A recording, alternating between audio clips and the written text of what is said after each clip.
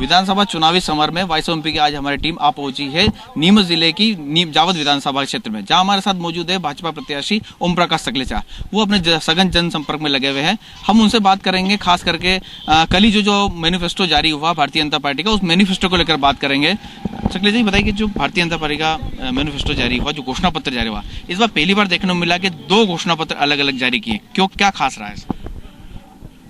मैंने पूरा अध्ययन किया नहीं दोनों घोषणा पत्र का, लेकिन कल जैसी माननीय मुख्यमंत्री जी से चर्चा हुई, पहली बार किसी भी देश की नींव होती है उसकी मातृशक्ति की शिक्षा का स्तर को लेके। ये पहली बार हुई कि पहले माननीय शिवराज सिंह चौहान ने शिक्षा का स्तर सुधारने के लिए लैपटॉप की शुरुआत की थी कि 12th में 85% से ज़्यादा नंबर लाने पे लैपटॉप दिया जाएगा।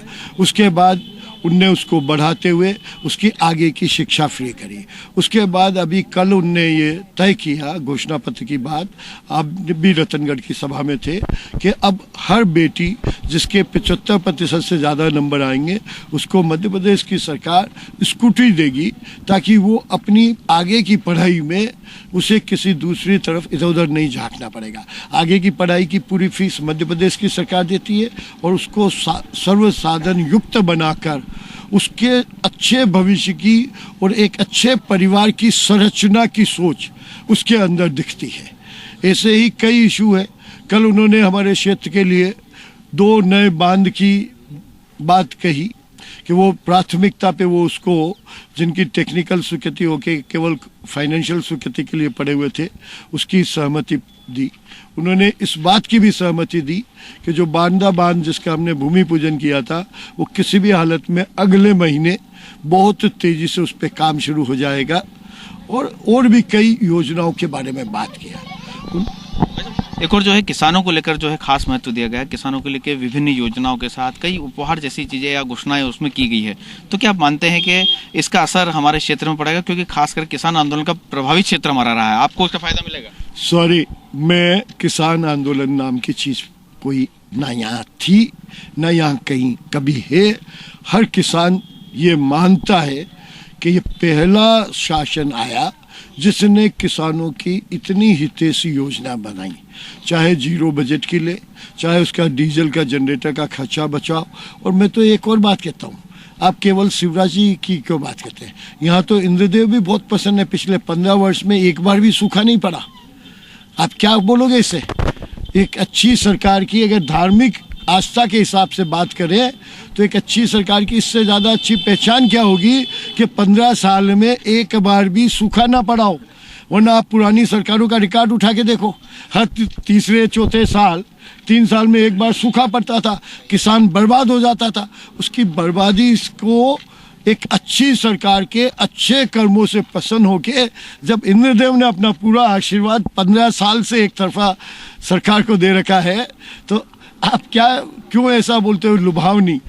सरकार का काम है कि जनता की सुविधाएं हर साल नई सुविधा देके उसके जीवन को और आनंदमय कैसे बनाया जाए, उसको आनंदमय बनाने का एक और प्रयास किया जाए।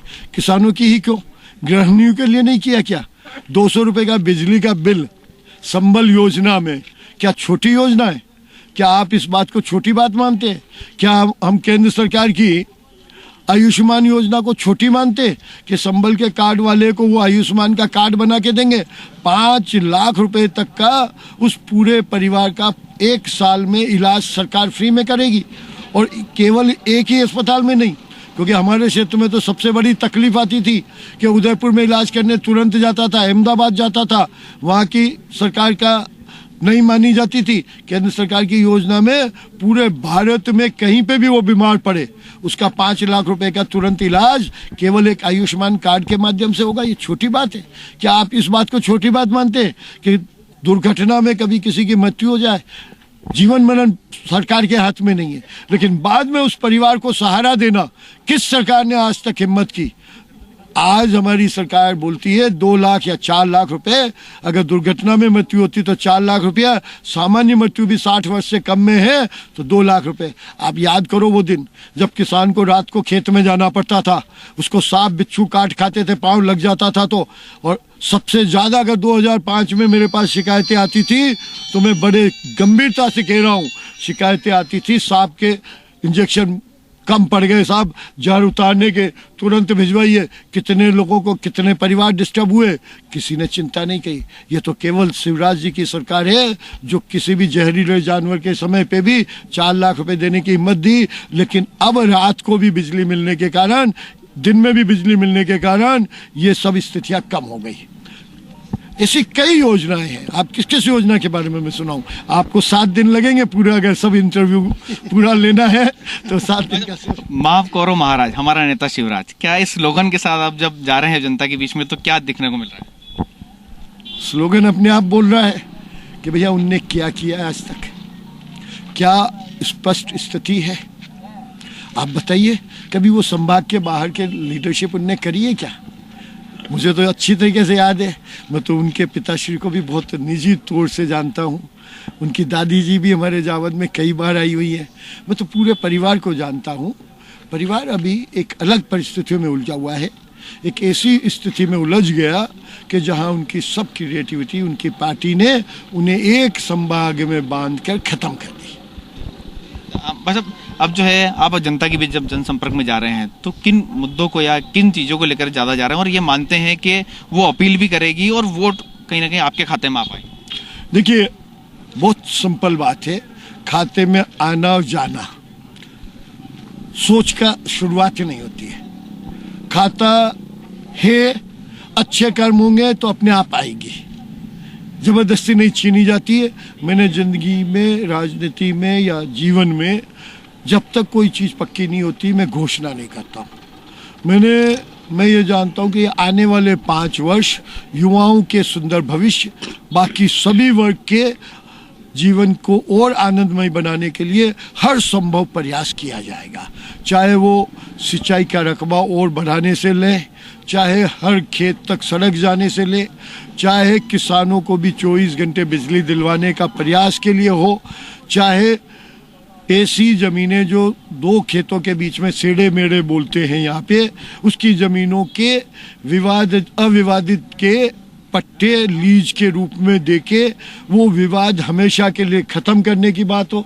ऐसी कई बातें हैं, उन सब के लिए हम जनता से समर्थन मांगने आए और आप खुद देख रहे हैं 5 मिनट में पूरी जनता इकट्ठी हो गई आपके बीच में। उनके चेहरे की प्रसन्नता, उनके सुंदर भविष्य के बारे में उनकी व्याख्या दे रही है। धन्यवाद। ये थे हमारे साथ जावद विधानसभा क्षेत्र के भाजपा प्रत्याशी ओम प्रकाश सकलेचा, जिनका साफ तौर पर कहना था कि सरकार की योजना और उनके किए हुए पिछले 5 साल के काम जनता के बीच में काफी पसंद किए जा रहे हैं और उसी के आधार पे जो है वो वोट की अपील कर रहे हैं और जनता उनको फिर से चुनेगी। मेरे सहयोगी कैमरामैन दीपक खताबे के साथ वॉइस ऑफ एमपी के लिए श्याम गुर्जर।